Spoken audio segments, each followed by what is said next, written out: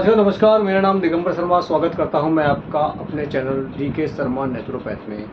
Constipation में वैसे तो मैंने पहले बहुत सारे वीडियोस बनाए हुए हैं, लेकिन हर चीज़ को हम डाइजेस्टिव सिस्टम से कैसे जोड़ सकते हैं, आज मैं स्टेप बाय स्टेप एक एक चीज़ को इसको बताने वाला हूँ। इसमें एक सीरीज में बनाने वाला हूँ। अब मैं आज डायबिटीज़ को हम कॉन्स्टिपेशन से कैसे जोड़ के देखेंगे।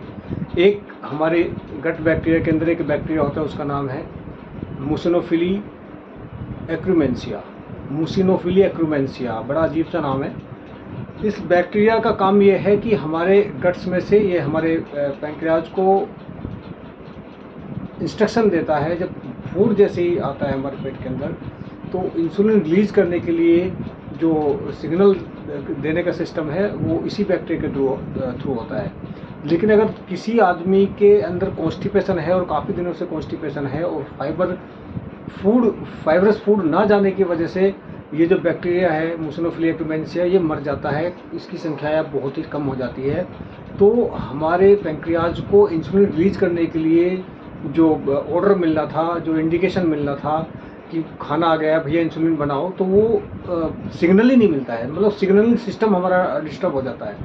तो इस तरह से पैंक्रियाज जो कि बना सकता है इंसुलिन विदाउट सिग्नल के, लॉस ऑफ सिग्नल के या इनप्रॉपर कनेक्टिविटी के चलते उसको सिग्नल ही नहीं मिल रहा कि काम करना है कि नहीं करना है, तो इंसुलिन की कमी हो जाती है शरीर में और हम लोग डायबिटिक पेशेंट बनते चले जाते हैं। होप सो आपको इस छोटे से वीडियो में बात समझ में आई होगी कि हर एक बीमारी कहीं ना कहीं हमारे डाइजेस्टिव सिस्टम से जुड़ी हुई है, हमारे लीवर से जुड़ी हुई है।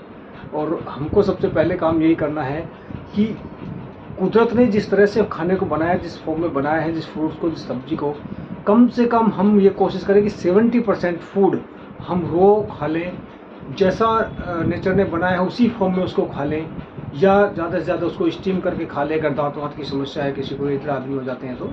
लेकिन कम से ज़्यादा ये कोशिश करें कि हम ज़्यादा से ज़्यादा खाना है। उसके बहुत सारे फ़ायदे हैं, बहुत सारे फ़ायदे हैं, अनगिनत फ़ायदे हैं।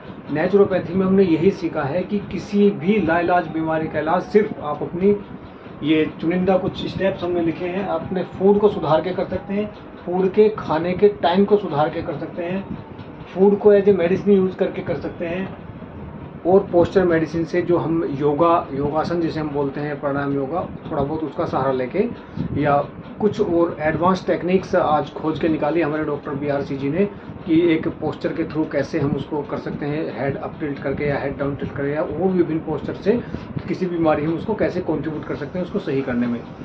तो बहुत बहुत धन्यवाद साथियों। आज आपको समझ में आया कि वास्तव में ये एक डायलॉग नहीं है कि हर बीमारी की जड़ पेट में है। मैं आपको, आप कोई भी चैलेंज मुझे दीजिए, किसी भी बीमारी की आपको मैं जड़ आपके पेट में दिखा दूंगा।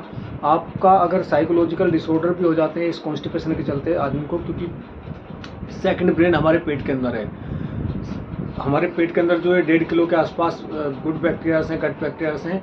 ये भी इतने ही है जितना हमारा ब्रेन का वेट है, लगभग 1.5 किलो ही हमारा ब्रेन का वेट होता है, 1500 ग्राम, और ये भी हमारे पेट के अंदर उतने होते हैं। जब इनका सिस्टम बिगड़ जाता है, आपको एसिडिटी बनने लगती है, कब्ज रहने लगती है, तो आपका दिमाग का सिस्टम भी बिगड़ जाता है। क्या बोले, केमिकल लोचा होने लगता है आपको, और आपको पता भी नहीं लगता। जब आप हाइपर एसिडिटी के और गैस्ट्रिक के और बाउल सिंड्रोम के तरह तरह की बीमारियां आपको डाइजेस्टिव सिस्टम पे प्रोड्यूस होती हैं, और ये आपको कब साइकोलॉजिकल डिसऑर्डर पैदा कर देती हैं, कब आपको डिप्रेशन में भेज देती हैं, कब आपको दिमाग की विभिन्न तरह की आपके डिसीजन मेकिंग पावर कम होने लगती है, तो बहुत सारा इम्पैक्ट आपके माइंड पे आपके पेट से आता है। तो सबसे पहले हमारे को काम क्या करना है, अपने पेट को सुधारना है। और पेट को सुधारने का एक ही तरीका है कि खाना जो कुदरत ने जिस फॉर्म में बना के भेजा है उसी फॉर्म में एज इट इज़ उसको आप यूज़ कर लें। कम से कम 70% ये श्योर करें कि आप वो खाना खाते हैं।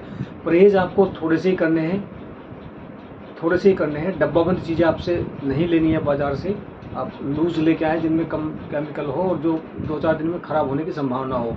क्योंकि आपको समझ में ये बात आती होगी कितनी आसानी से कि जो चीज़ महीनों भर ख़राब ही नहीं होती, उसमें कितने ज़्यादा प्रिजर्वेटिव और स्टेबलाइजर डाले हुए होंगे जो सालों साल आपके डब्बे में रखे रहते हो, ख़राब ही नहीं होती। वो पेट को डाइजेशन करना उसको कितना मुश्किल होगा।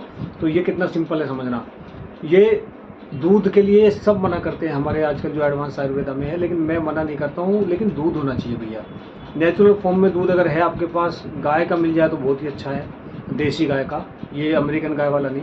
तो आपको मिलता है तो आप शौक से पीजिए। लेकिन मैं ये शॉर्ट कह सकता हूँ कि मेट्रो सिटीज़ में रहने वाले लोगों के पास दूध जैसी कोई चीज़ है दूध नहीं है, वो सफ़ेद रंग का कोई एक लिक्विड है जो पन्नियों में भर के हमारे घर में पहुंचाया जा रहा है विभिन्न कंपनियों के द्वारा। बड़ी बड़ी कंपनियां हैं, तो किसी का नाम क्या लेना, लेकिन उनसे बचने की सलाह दी जा रही है। आपको सिर्फ यही करना है, अगर आपको हेल्दी रहना है तो अभी कि आप अपना फूड्स खाएं और वेजिटेबल्स खाएं, और थोड़ा बहुत जो कुक करके आपको स्वाद के लिए खाना होता है, अपने मन के लिए खाना होता है, तो उसको करें।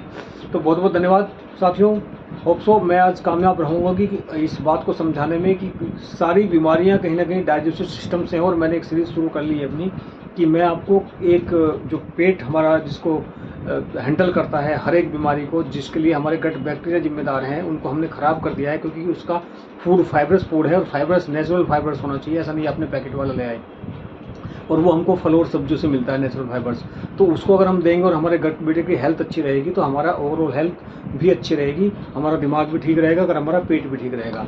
तो आगे की जो बीमारियां हैं, किसी भी बीमारी का नाम आप मुझे इस कमेंट बॉक्स में सुझा सकते हैं कि आप इस बीमारी को प्रूव करो कि ये पेट से कैसे संबंधित है, डाइजेस्टिव सिस्टम से कैसे संबंधित है, तो मैं उसको आपको डिटेल में, ये जैसे मैंने आज आपको बताया कि जो शुगर है, जो आपका ब्लड में शुगर बढ़ जाता है, वो इसके कारण है कि आपका जो मुसिनोफिली एक्यूमेंसिया जो बैक्टीरिया है वो सिग्नल नहीं दे पाता है, क्योंकि उसकी संख्या तो बहुत कम हो गई, या तो वो बेचारा मर चुका है। तो सिग्नल हमारा ना मिलने के कारण इंसुलिन हमारा रिलीज नहीं हो पाता है, जिससे वो अनकंट्रोल्ड शुगर हमारे ब्लड में चला जाता है।